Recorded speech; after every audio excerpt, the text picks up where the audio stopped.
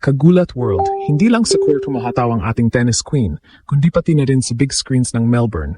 Isang malaking sorpresa ang bumulaga sa lahat ng lumabas ang official Kia promotional video para sa Australian Open 2026. At ang bida?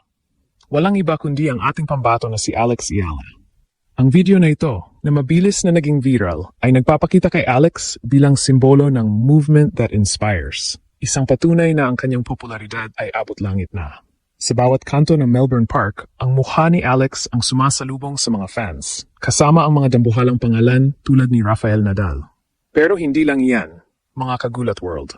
Sa mismong Koyong Classic, si Alex ang itinuturing na main attraction. Isang espesyal na video feature ang inilabas ng tournament organizers kung saan itinatampok ang kanyang paglalakbay mula sa Junior Grand Slam champion patungo sa pagiging world number 49. Ang mga Australians mismo ay aminadong Eala-fied na rin dahil sa tindi ng hatak niya sa mga manood.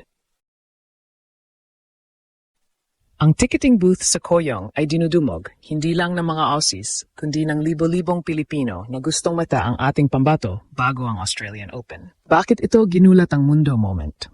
Dahil bihira para sa isang Asian player, lalo na ang isang Pilipino, na maging bida sa mga global sponsorship campaigns ng Kia. Ito ang The Alex Eala Effect, ang pagsanib ng galing sa tennis at ang dambuhalang star power. Habang papalapit ang January 18th, ang momentum ni Alex ay parang tsunami na hindi na mapipigilan. Handa na ba ang mundo? Dahil si Alex hindi na lang basta manlalaro, siya na ang mukha ng makabagong tennis. Hindi lang sa loob ng court, nagpapasabog si Alex Eala, dahil ngayon, opisyal na rin siyang nasakop ang mainstream spotlight sa Australia. Habang naglalakad ang mga fans sa paligid ng Melbourne Park para sa Australian Open 2026, isang pamilyar at magandang mukha ang bumibida sa mga dambuhalang LED screens. Ito ang official Kia promotional video kung saan si Alex Eala ay itinampok bilang isa sa mga next-gen icons ng tennis.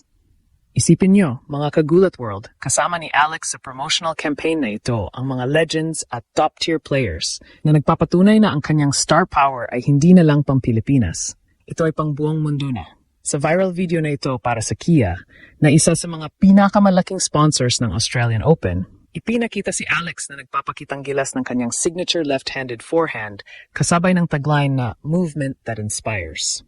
Ayon sa mga marketing experts sa Melbourne, ang pagpipili kay Alex bilang mukha ng kampanyang ito ay isang strategic move. Bakit? Dahil si Alex ang perpektong representasyon ng resilience and youthful energy.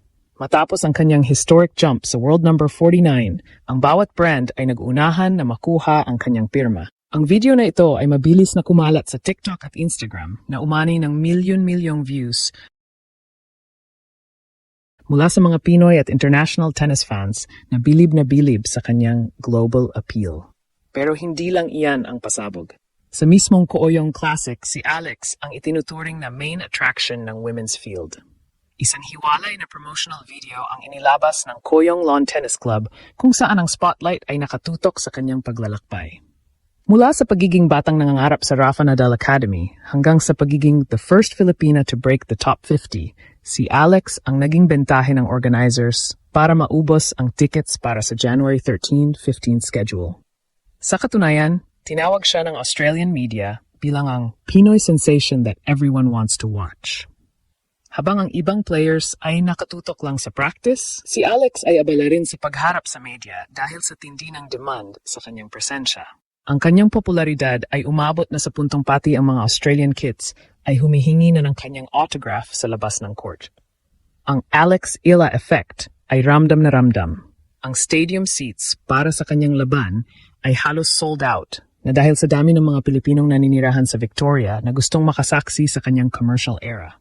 Hindi na lang siya basta atleta, siya na ang mukha ng bagong henerasyon ng tennis sa Asia. Bakit ito mahalaga? Dahil ang ganitong klaseng exposure ay nagbibigay kay Alex ng psychological edge laban sa kanyang mga kalaban. Kapag nakikita mo ang sarili mo sa mga billboards at commercial ads ng isang Grand Slam, ang kumpiyansa mo ay tumataas.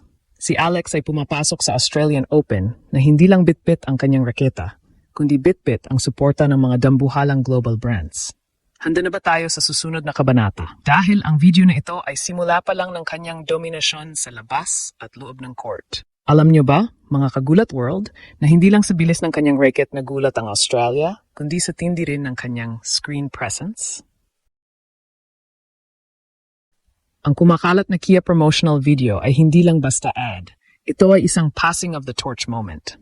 Sa likod ng mga eksena ng shoot sa Melbourne Park, nakita si Alex na masayang nakikipagkulitan sa production crew, suot ang kanyang signature Nike gear at hawak ang kanyang Babolat Pure Aero.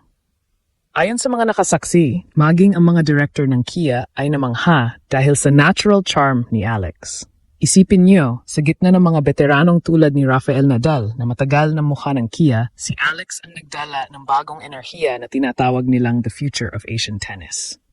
Pero ang tunay na nagpayak at nagpabilib sa marami ay ang Koyong Classic viral video.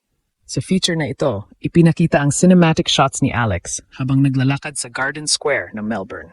Ang video ay may titulong, The Main Attraction, at doon ipinaliwanag ng organizers kung bakit si Alex ang sentro ng kanilang promosyon ngayong 2026. Hindi lang dahil sa galing niya, kundi dahil siya ang crowd magnet.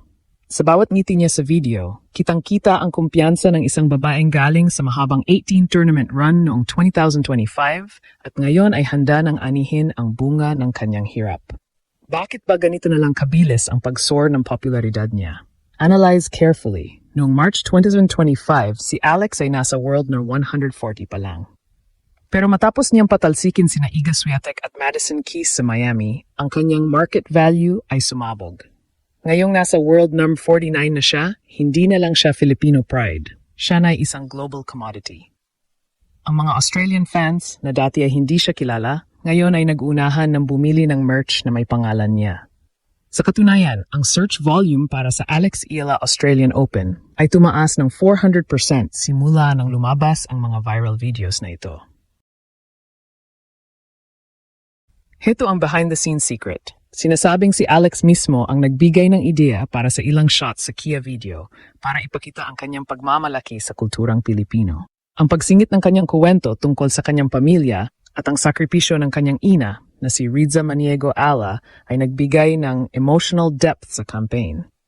Kaya naman hindi katakataka na pati ang international media tulad ng Tennis Channel at ESPN ay humihingi na ng exclusive interviews sa kanya bago ang January 4th rematch kay Donna Vekic.